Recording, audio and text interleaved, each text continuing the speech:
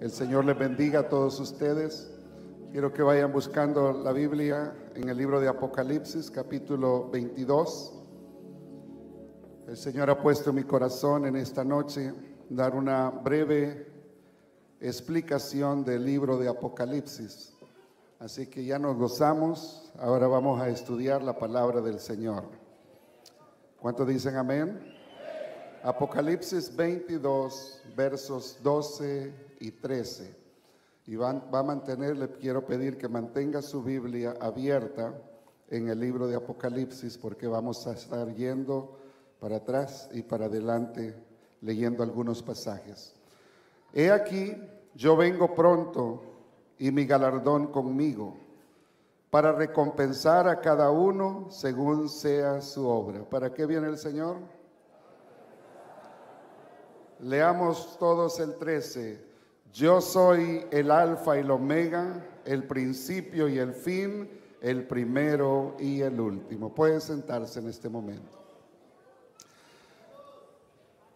Yo sé que quizás esto no es un tema para estudiarlo en el domingo en la noche, pero bueno, aprovechando que están toda esta preciosa juventud, quiero ser sensible y obediente al Espíritu y presentarles una explicación práctica para que podamos entender el libro de Apocalipsis, uno de los libros quizás más interesantes, y creo que quizás sin lugar a equivocarme es el libro del cual más libros se han escrito. Amén. Así es que vamos a estudiarlo con la ayuda del Señor. Vamos a ver, hermanos, que el libro de Apocalipsis es un libro que nos habla mayormente del desenvolvimiento final de la historia de la humanidad. Es el último libro de la Biblia. Y si usted va al capítulo 1, vamos a encontrar en ese capítulo que el capítulo 1, el apóstol Juan nos comienza a hablar de la revelación de Jesucristo y nos comienza a hablar también de la visión que él vio del Hijo del Hombre. En esta ocasión ya Juan ya no lo ve como lo vio cuando él estaba presente acá o cuando él ascendió a los cielos. Aquí el apóstol Juan tiene una visión mucho más amplia, mucho más grande, y ve al Hijo de Dios, que lo ve a él, que dice que lo vio en el versículo 14, dice: su cabeza y sus cabellos eran blancos como la blanca lana, como nieve, sus ojos como llamas de fuego, sus pies semejantes al bronce bruñido, refulgente como un horno, y su voz como estruendo de muchas aguas. Esa es la visión que el apóstol Juan ve, y así es como abre este libro, dándonos esa revelación de Jesucristo, quien ya no se presenta como el Hijo del Hombre simplemente que vino a morir por los pecados, sino que aquí se presenta como el Todopoderoso, como aquel que viene en las nubes. Dice el versículo 7, dice y de Jesucristo, versículo 5, el testigo fiel, el primogénito de los muertos y el soberano de los reyes de la tierra. Y luego dice: el que nos amó y nos lavó de nuestros pecados con su sangre. Y note la terminología que usa acá el Señor, dice: y nos hizo reyes y sacerdotes para Dios su Padre. A él sea gloria e imperio por los siglos de los siglos. Y dice el verso 7: he aquí, viene en las nubes y todo ojo le verá, y lo que le traspasaron y todos los linajes de la tierra harán lamentación por él. Él viene pronto, en la iglesia. Entonces aquí tenemos una revelación del Hijo de Dios, del Hijo del Hombre, aquel ser que vino a morir. En el capítulo 2 y el capítulo 3, si usted lee, esas son cartas que fueron escritas a 7 iglesias literales, es decir, iglesias que existían en la época del apóstol Juan, y fueron cartas dirigidas. Una de las cosas interesantes de notar aquí es cuando se usa, dice: escribe al ángel que está en la iglesia de Éfeso o de Esmirna o de la Odisea o de Pérgamo o de Tiatira. Cuando la escritura dice escribe al ángel, ese ángel es, hermano, el pastor de cada congregación. Y la razón por la cual utiliza ese término para referirse al pastor, el ángel, quiere decir el mensajero, aquel que trae los oráculos de Dios, aquel que trae la palabra de Dios a la iglesia. Y digo, aprovecho esto para decirle, hermanos, que todos nosotros necesitamos estar en mutuo acuerdo con las enseñanzas del pastor. Porque cualquier enseñanza que va en contra de lo que se enseña en la iglesia realmente es una enseñanza que no tiene un buen propósito, sino que tiene el propósito de desviarnos del camino del Señor. Entonces es muy importante que usted atienda las enseñanzas que se dan en la iglesia, especialmente cuando vienen del pastor. Por eso el pastor es el responsable. La carta no fue dirigida a los miembros, la carta fue dirigida al ángel de la iglesia. Entonces esas 7 cartas son cartas que fueron escritas directamente a las iglesias de aquel entonces, pero de acuerdo a algunos teólogos, esas cartas también representan 7 distintos periodos por donde la iglesia iba a pasar. Y de acuerdo a la mayoría de los teólogos, en este momento la iglesia se encuentra en la época de la Odisea. Cuando el Señor le dice en el versículo capítulo 3, versículo 14, puede acompañarme ahí leyendo: escribe al ángel de la iglesia en la Odisea, he aquí el amigo, el testigo fiel y verdadero, el principio de la creación de Dios. Yo conozco tus obras, que ni eres frío ni caliente. Ojalá fueses frío o caliente. Esto está representando a la iglesia de este siglo XXI, una iglesia que se ha vuelto en un cierto sentido, en un contexto general, y podemos decir que gracias al Señor nosotros somos la excepción, porque esta iglesia no es una iglesia apagada, esta es una iglesia encendida. Esta no es una iglesia tibia, esta es una iglesia apasionada por el Señor, y por eso es que está este santuario como está. No porque, hermanos, aquí el hermano Arturo cante bonito, el pastor predique bonito, no, sino porque hay hambre en nuestros corazones por la presencia de nuestro Dios, porque no somos conformistas a venir a un solo servicio el domingo. Hay muchos creyentes que se conforman con un solo domingo o un solo servicio al culto, pero en esta iglesia habemos muchos que tenemos hambre y queremos más y más de Cristo. Yo pregunto en esta tarde, ¿habrá alguien que quiere más y más de Cristo? Entonces, hermanos, pero aquí la iglesia es presentada como una iglesia fría, no como una iglesia fría, sino como una iglesia tibia. Es decir, había perdido el fervor y ni era ni caliente ni fría. Entonces el Señor le habla. En ese periodo la iglesia se encuentra en este momento. Cuando llegamos al capítulo 4, en los versículos 1 y 2, dice: después de esto, después de las cartas que se escriben, o después de los 7 periodos de la iglesia, el apóstol dice: después de esto miré, y he aquí una puerta abierta en el cielo. Y la primera voz que oí, como de trompeta hablando conmigo, dijo: sube acá, y yo te mostraré las cosas que sucederán después de estas. El apóstol Juan aquí en este pasaje está tipificando a la iglesia. Y por eso es que a partir del versículo 3, la iglesia ya no vuelve a aparecer en todos los siguientes capítulos, hasta el final del libro que vuelve a aparecer la iglesia, la esposa del Cordero. Porque a partir de ahí el Señor le va a comenzar a revelar a Juan ciertas cosas que iban a suceder después que la iglesia fuese o vaya a ser arrebatada.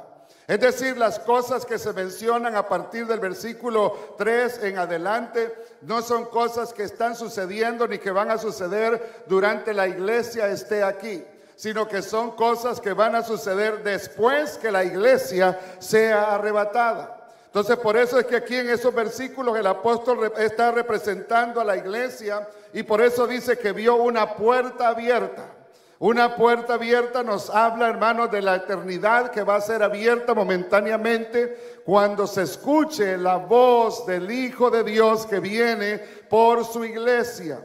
De acuerdo a Primera de Tesalonicenses, capítulo 4, versículos 13 en adelante, El apóstol Pablo nos dice, nos da una descripción de cómo será la venida del Señor. Ya usted lo conoce, Primera de Tesalonicenses, capítulo 4. Tampoco queremos, hermanos, que ignoréis acerca de los que duermen, para que no os entristezcáis como los otros que no tienen esperanza.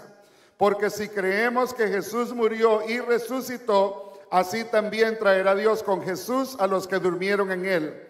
Por lo cual os decimos esto en palabra del Señor, es decir, esto es cierto, esto es verídico, esto es algo que va a suceder con toda seguridad.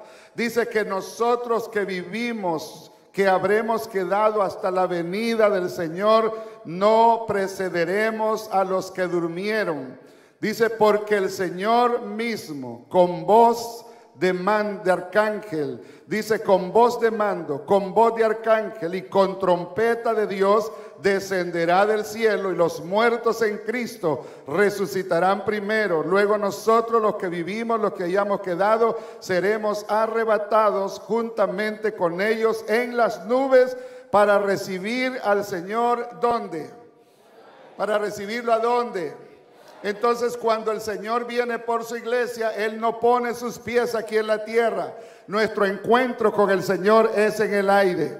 Y por eso Juan dice que vio una puerta abierta y una voz que le habló y le dijo, sube acá y te mostraré las cosas que sucederán después de esta. Las cosas que van a acontecer después de que la iglesia ha sido arrebatada. Y es así como del capítulo 5 al capítulo 19 vamos a encontrar los acontecimientos que tienen que ver con la semana 70 de Daniel. En Daniel capítulo 9, versículo 24. Daniel 9, 24. Daniel ve una profecía de parte de Dios. Vio una visión porque Daniel está orando e intercediendo por su pueblo, pidiendo misericordia. Y en esta visión que vio el profeta Daniel, recibe un mensaje consolador de parte de Dios, diciendo, 70 semanas están determinadas sobre tu pueblo. Dios ha destinado 70 semanas y sobre tu santa ciudad para terminar la prevaricación y poner fin al pecado y expiar la iniquidad, para traer la justicia perdurable y sellar la visión y la profecía y ungir al santo de los santos. 70 semanas, le dice Dios a Daniel, que estaban determinadas para el pueblo de Israel. Esas 70 semanas se dividen en 3 periodos. Del año 444 al año 396 sucedió lo que se conoce en 7 semanas, que equivale a 49 años, la reconstrucción de Jerusalén. Luego, a partir del año 396 antes de Cristo al 33 después de Cristo, se construye el segundo templo y se le quita la vida al Mesías, lo que equivale a 62 años. Entonces, 49, 7 semanas más 62 semanas nos da un total de 69 semanas, lo que nos deja con una semana pendiente. En esa semana, hermanos, cuando los hijos de Israel rechazaron a su Mesías, en ese instante se paró el reloj de Dios para el pueblo de Israel. Y Dios abrió una puerta, Dios abrió un espacio que se conoce como la dispensación de la gracia. Y en esta dispensación de la gracia nos está dando a nosotros, a los gentiles, la oportunidad de poder venir a ser parte de la familia de Dios. En este tiempo, hermanos, que ya lleva cerca de 2000 años, Dios está levantando a un pueblo que no era su pueblo, a una iglesia gloriosa, sin mancha y sin arruga, que es por la cual el Señor vendrá. Y una vez que el Señor viene por su iglesia, entonces se activa el reloj de Israel, se cierra la puerta para los gentiles, hermano, es decir, se acaba el periodo de la salvación y Dios se vuelve a tratar con la nación de Israel. Por eso dice Daniel 9:27. Daniel 9:27 dice de la siguiente manera: y por otra semana confirmará el pacto con muchos. A la mitad de la semana hará cesar el sacrificio y la ofrenda. Después con la muchedumbre de las abominaciones vendrá el desolador hasta que venga la consumación y lo que está determinado se derrame sobre el desolador. Dice, está hablando que iban a pasar 69 semanas, iba a haber un lapso de tiempo y después iba a venir la última semana, una semana muy particular, que es la que comienza inmediatamente después del arrebatamiento de la iglesia. Una vez que el arrebatamiento de la iglesia, hay un periodo, hermanos, de silencio, un periodo de confusión. Yo quiero que piense qué sucederá si de repente, momentáneamente, en 5 minutos a partir de ahora, la mayoría de los que estamos aquí nos vamos con el Señor y quedan unos cuantos aquí. Y salen allá afuera y miran que el metro se descarriló y miran un avión que viene para abajo y carros y hay un caos y hay sirenas por todos lados y hay confusión y hay gritos y hay mujeres buscando a sus hijos y hijos buscando a sus madres y a sus padres. Hermano, hay una gran confusión. Cuando Cristo venga por su iglesia va a ser un día de confusión para los que se queden. Imagínense aquellos que estén en pleno culto y de repente parte de la congregación se desaparece, porque lamentablemente no todos los que están en las iglesias se van a ir. Hay algunos cuantos que no se van a ir porque no han arreglado cuentas con el Señor, porque no están viviendo una vida cristiana verdadera, porque están viviendo la fe cristiana a medias, y Dios no viene por aquellos que están a medias. Dios no quiere el 50 ni el 75 de nuestro corazón. Él quiere el 100% de nuestro corazón. Hay personas, hermanos, que no están preparados, pero Cristo viene por aquellos que están preparados. Y después de eso viene un caos, viene un juicio, vienen cosas terribles inmediatamente. De acuerdo a Apocalipsis capítulo 7, 144,000 jóvenes israelitas serán sellados por Dios con el Espíritu Santo para ser enviados a todas las naciones para predicar el evangelio de nuestro Señor Jesucristo a todos los pueblos, a todas las tribus, a todas las naciones, en todos los países, a todos aquellos israelitas que estén viviendo todavía ahí. Estos judíos van a ir y les van a predicar. Luego aparecerá casi simultáneamente con eso, mientras Dios está haciendo esto, va a aparecer lo que se conoce como el anticristo, el hombre de pecado, el hijo de perdición. Y dice la palabra de Dios en 2 de Tesalonicenses, capítulo 2, versículo 7. 2 de Tesalonicenses, capítulo 2, versículo 7 dice: porque ya está en acción el misterio de la iniquidad. ¿Cuál es ese misterio de la iniquidad? La manifestación del anticristo. Solo que hay quien al presente lo detiene hasta que él a su vez sea quitado de en medio. Entonces aparecerá aquel inicuo a quien el Señor matará con el espíritu de su boca. El anticristo nadie lo va a matar. El que lo va a matar y no lo va ni tan siquiera va a morir, sino que va a ser lanzado vivo al infierno. Es el primero, juntamente con el falso profeta, que serán lanzados vivos al infierno.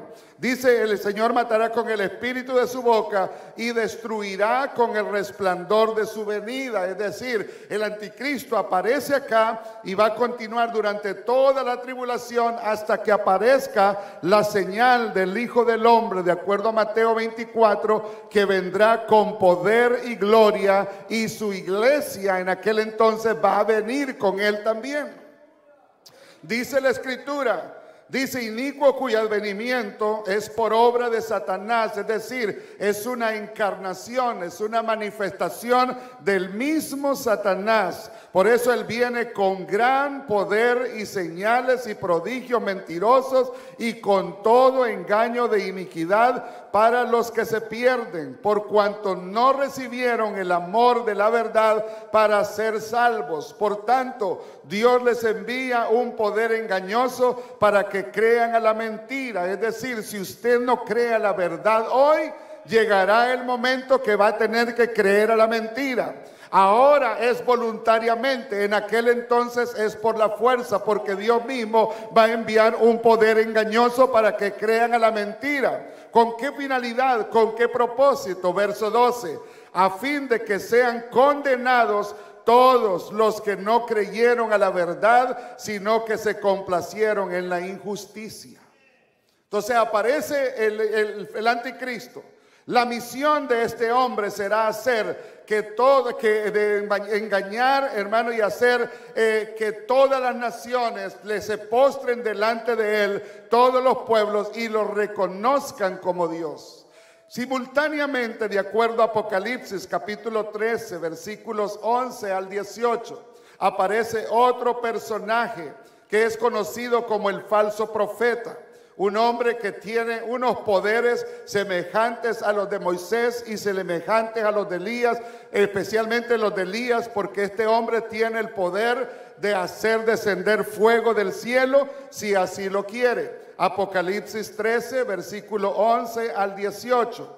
Apocalipsis 13, versículo 11 al 18. Dice la palabra del Señor: después vi otra bestia que subía de la tierra y tenía 2 cuernos semejantes a los de un cordero, pero hablaba como dragón. Es decir, va a ser un líder religioso que va a hablar como si fuera el cordero, es decir, se va a hacer como un representante de Cristo. Pero a la vez va a hablar como un dragón, es decir, con todo engaño y con la sabiduría del mismo diablo. Y ejerce toda la autoridad de la primera bestia en presencia de ella, y hace que la tierra y los moradores de ella adoren a la primera bestia, cuya herida mortal fue sanada. Es decir, su misión de este falso profeta va a ser que todos adoren a la primera bestia, es decir, al anticristo. Pero poco antes de la mitad de la gran tribulación, porque la gran tribulación está dividida en 2 partes: 3 años y medio de tribulación y 3 años y medio de gran tribulación. Es decir, 3 años y medio donde van a haber guerras, donde van a haber fenómenos naturales que van a traer calamidad, que van a traer muerte en la humanidad. Hermanos, van a haber cosas que van a estar sucediendo, pero después de 3 años y medio, entonces comienza lo que se conoce realmente como el periodo de la gran tribulación, donde Dios va a azotar con una serie de juicios a los hombres, a tal punto que va a llegar el momento donde los hombres le van a decir a los montes y a las peñas: caigan sobre nosotros, ocúltenos de la ira de aquel que está sentado en el trono. ¿Por qué? Porque las cosas que están por venir van a ser extremadamente escandalosas y terribles.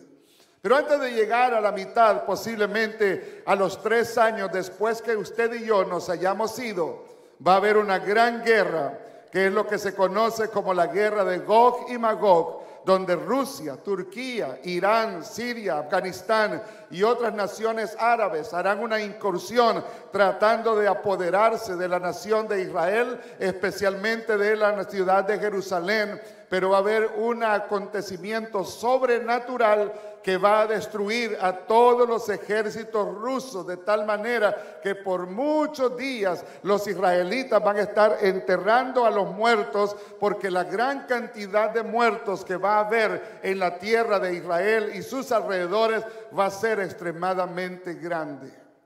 Después de esto, a la mitad de la semana, el anticristo lanzará una campaña militar para dominar al mundo. Apocalipsis capítulo 13, versículo 7 dice que al anticristo se le permitió hacer guerra contra los santos y vencerlos. También se le dio autoridad sobre toda tribu, pueblo, lengua y nación. Es decir, va a ser una gran campaña militar donde van a haber armas nucleares que se van a utilizar, de acuerdo a algunos estudiosos de la Biblia. Pero no solamente eso, sino que en ese mismo periodo él va a recibir un atentado. Alguien le va a disparar y la herida va a ser de muerte. Por eso leíamos anteriormente al que tuvo la herida en la cabeza y murió y vivió, ¿Por qué? Porque él va a recibir un atentado y todos lo van a dar por muerto. Los médicos van a decir, este hombre no hay nada que lo pueda salvar, pero milagrosamente él se levantará. Y cuando se despierte, cuando él se levante, hermano, dice la Escritura que todos le van a adorar a él. Verso 8 dice que y la adoraron todos los moradores de la tierra, cuyos nombres no están escritos en el libro de la vida del Cordero, que fue inmolado desde el principio del mundo. Si alguno tiene oído, dice, oiga. Si alguno lleva en cautividad, va en cautividad. Si alguno mata espada, espada debe ser muerto. He aquí la paciencia y la fe de los santos. Es decir, lo que va a acontecer es que después que él vuelva o resucite literalmente de esa herida mortal, él se va a autoproclamar a sí mismo Dios. Y al proclamarse a sí mismo Dios, demandará adoración absoluta. Entonces, antes de que él, una de las cosas que el anticristo hace para llegar al poder es que al principio de la tribulación él hace un pacto con los israelitas y les permite reconstruir el tercer templo. El tercer templo es el sueño del pueblo de Israel. Ellos anhelan con tener el tercer templo. Y hermano, hay preparativos, hay planos, hay utensilios, hay cosas ya. Hay incluso, ya tienen la vaca roja que van a utilizar en los sacrificios. Ya hay sacerdotes del linaje de Aarón que se están ya practicando para los sacrificios, porque ellos saben por las Escrituras que un día van a tener el templo. Lo que sucede es que el anticristo hace un pacto con los árabes, hace un pacto con los israelitas y se les permite reconstruir el templo. Hasta hace unos años atrás se hablaba de que era necesario remover la mezquita, el domo de la roca, hermano, el domo dorado que está ahí. Pero recientemente he escuchado muchos comentarios que ahora nuevas excavaciones están mostrando que da la impresión de que el templo no está donde está el domo de la roca,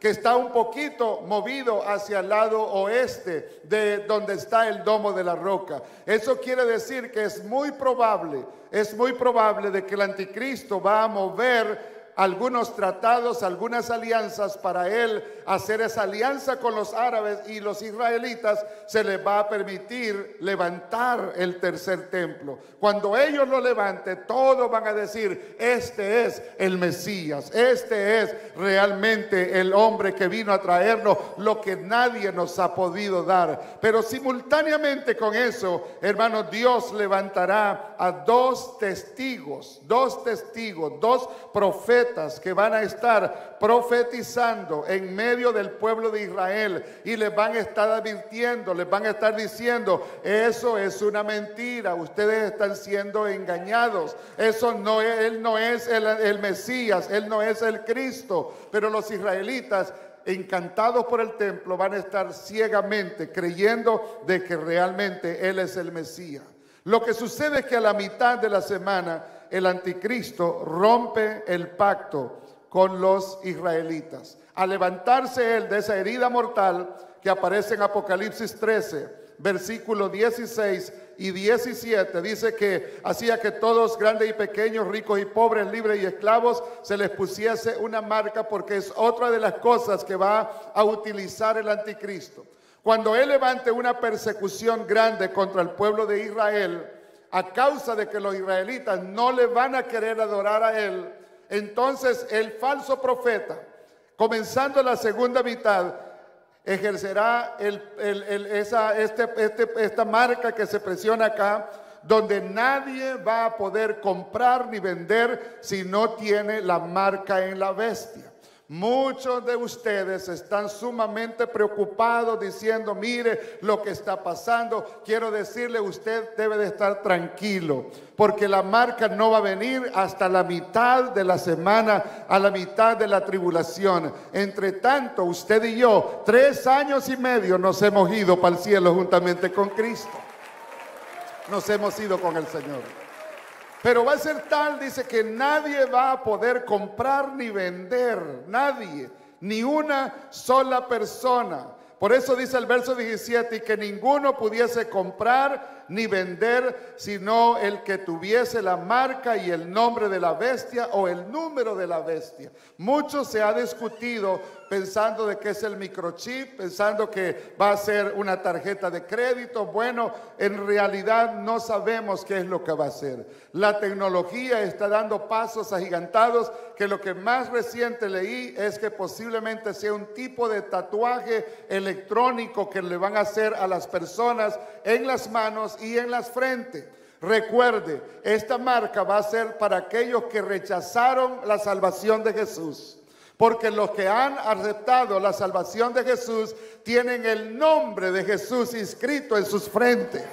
Es decir, nosotros tenemos el nombre en nuestras frentes escrita. Los que adoren al anticristo van a tener la marca de la bestia en sus frentes. Qué diferencia, hermano, y qué glorioso es saber que usted y yo tenemos un futuro glorioso.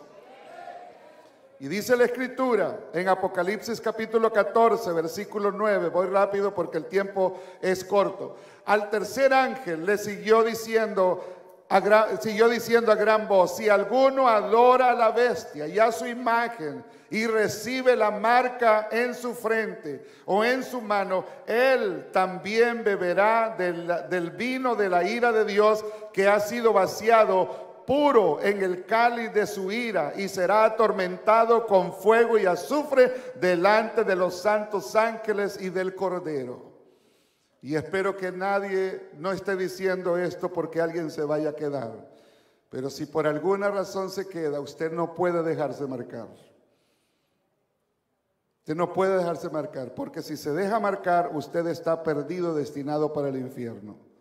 Lo difícil es que va a ser muy difícil que alguien no se deje marcar, porque piense por un padre que necesita pámperes o necesita leche para su hijo, y su hijo está llorando, y la única manera de ir a comprar es que tenga la marca del anticristo en su mano o en su frente.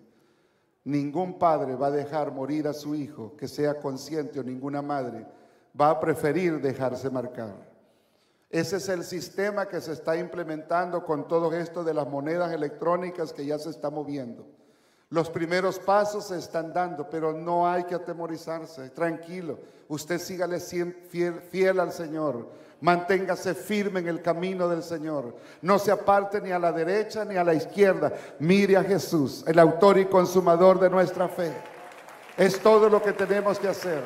Todo tiene que irse preparando. Guerras, rumores de guerra van a estar sucediendo.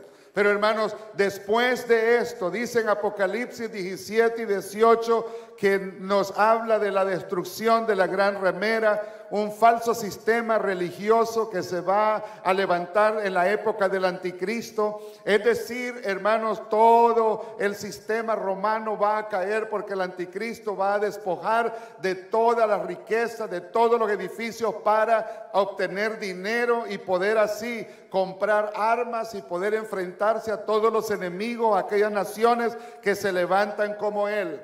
Pero Apocalipsis 16 dice que comienzan a derramarse una serie de juicios extremadamente terribles, que usted los puede leer ahí en Apocalipsis, que se conocen como las copas de la ira de Dios.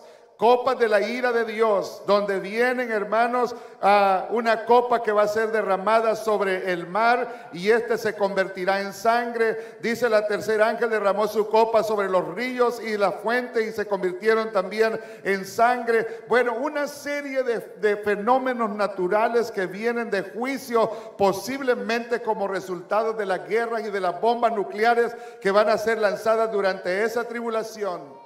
Entonces, hermano, la semana 70 termina con la gran batalla de Armagedón, que se habla en Apocalipsis capítulo 15.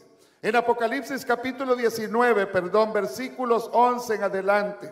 Ahí es donde el anticristo es reunido en un intento de erradicar, porque el anticristo va a levantar una campaña peor que la que hizo Adolfo Hitler contra los judíos. Él va a querer destruir totalmente a los judíos. Apocalipsis 12, usted puede leer lo que va a acontecer ahí.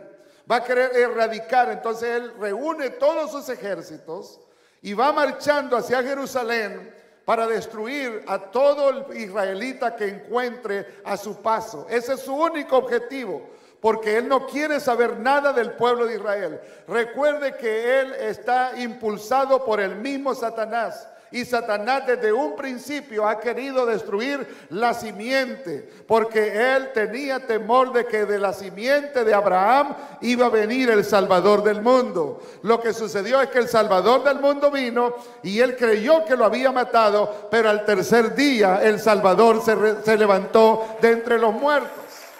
Ahora él quiere destruir a la descendencia del pueblo de Israel. ¿Por qué? Porque está irado contra ellos. ¿Por qué? Porque sabe que Cristo le ha dado un golpe en la cabeza a él. Y a él es una serpiente cuya cabeza está hecha a pedazos y solamente está moviendo su cola. Entonces él reunirá a sus ejércitos. De Apocalipsis capítulo 19, versículo 11 hasta el versículo 21, usted va a leer cómo esa batalla se va a tener lugar. Pero cuando los ejércitos vayan, note lo que dice el verso 11, dice: entonces vi el cielo abierto. Allá en Apocalipsis 4:1 dice que vio una puerta abierta en el cielo y una voz que le habló y le dijo: sube acá. Ahora Juan está en el cielo y ve, dice, el cielo abierto, y he aquí un caballo blanco, y el que lo montaba se llamaba Fiel y Verdadero, y con justicia juzga y pelea. Sus ojos eran como llamas de fuego, y había en su cabeza muchas diademas, y tenía un nombre escrito que ninguno conocía sino él mismo. Estaba vestido de una ropa teñida de sangre, y su nombre es el Verbo de Dios.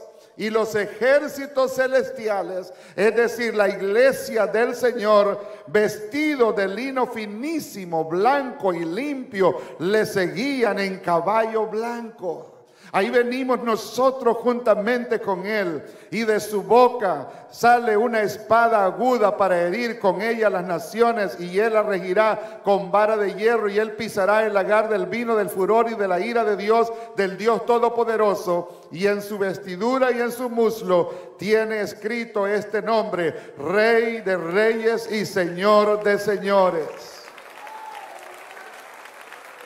Y dice, hermano, la Escritura que con su resplandor Él destruirá a todos los ejércitos del anticristo, para llegar al capítulo 20, donde Él establece su reino milenial, donde Cristo reinará por 1000 años aquí en la tierra, sentado en un trono celestial en la ciudad de Jerusalén. Todas las 12 tribus le van a servir. Los 12 apóstoles estarán ahí para juzgar a las 12 tribus de Israel. Y la iglesia también reinará en esta tierra, hermano, como los representantes de la ley divina de Dios, para que los mandamientos del Señor se ejecuten en toda la tierra. Un periodo de 1000 años donde la muerte prácticamente va a huir de los hombres, porque el hombre que muera de 100 años, las personas van a decir: es un niño, era un jovencito. Es decir, las personas van a vivir 300, 400, 500 años. ¿Por qué? Por el ambiente que el Señor va a crear con su reino. Pero lo interesante es que cuando llegamos al capítulo 20, hermanos, versículo 11 en adelante, encontramos otra escena terrible, porque es el juicio del gran trono blanco. Al final de los 1000 años, el diablo va a ser desatado, porque él es atado cuando Cristo viene, hermano, es atado por 1000 años. Cuando Él destruye al anticristo, el diablo es atado, y en el milenio no hay diablo aquí en la tierra, porque está metido en un pozo, encadenado.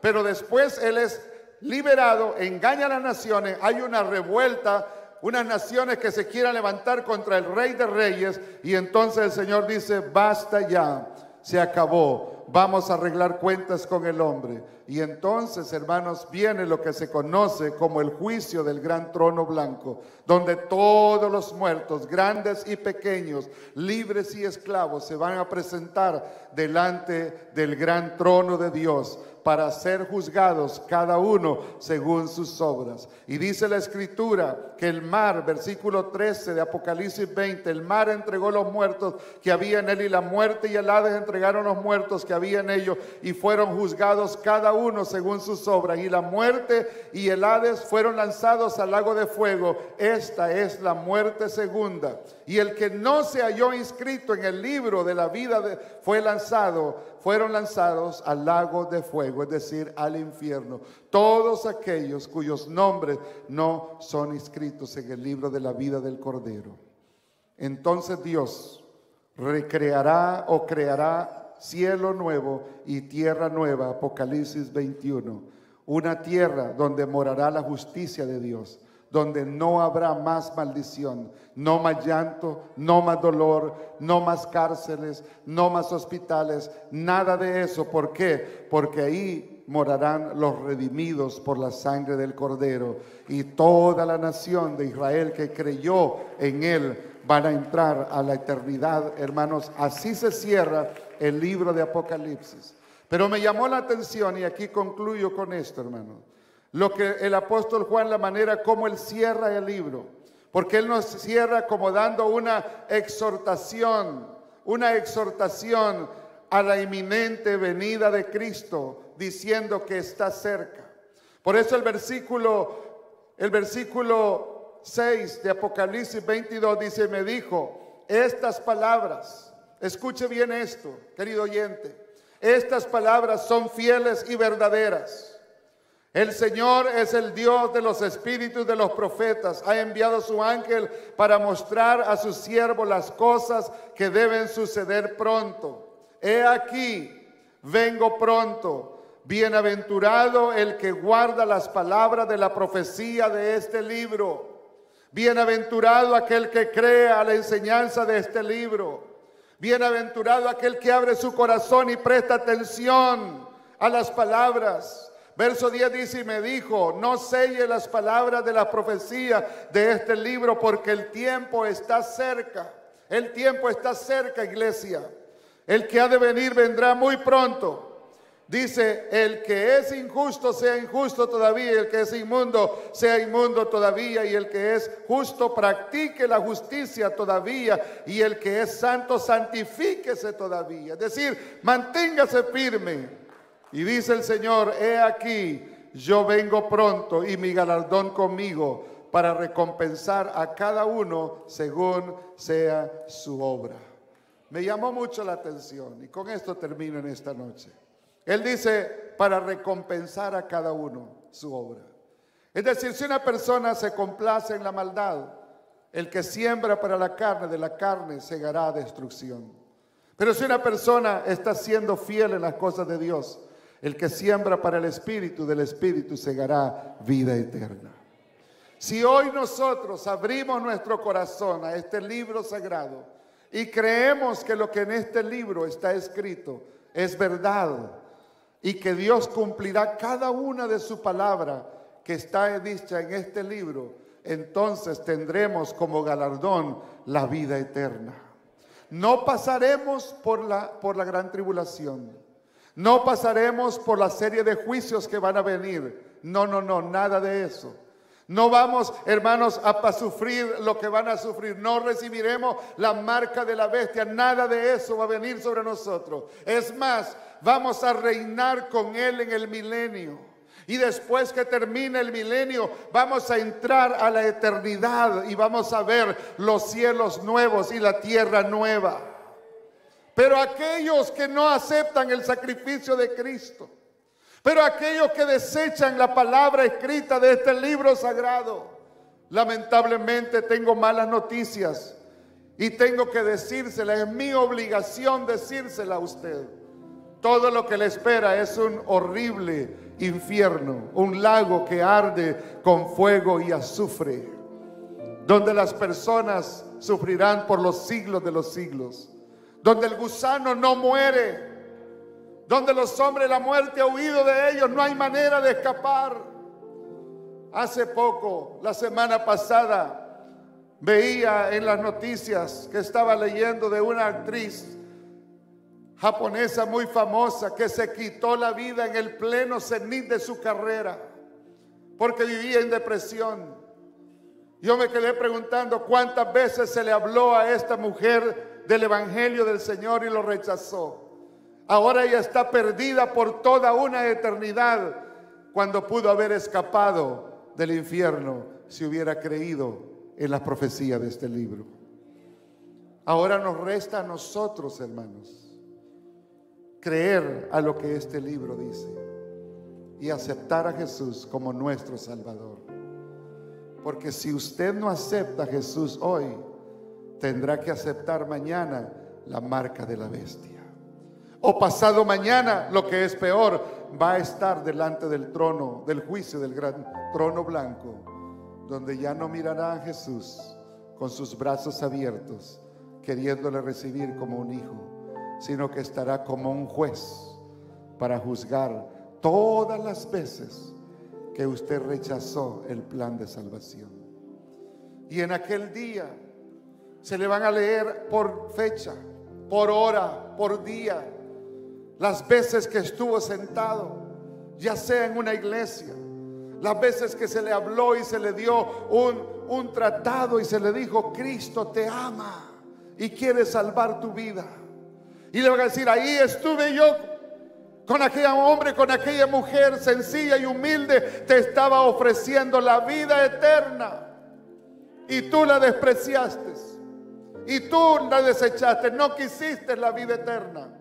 Si no recibimos a Jesús hoy como nuestro Salvador, y no digo esto como una forma de persuasión, aunque sí lo quiero persuadir a alguien en esta noche de que entregue su vida a Jesús, porque Él es el único camino al cielo.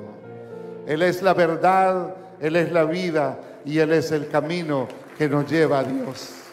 La única manera de escapar del juicio de Dios se llama Jesús.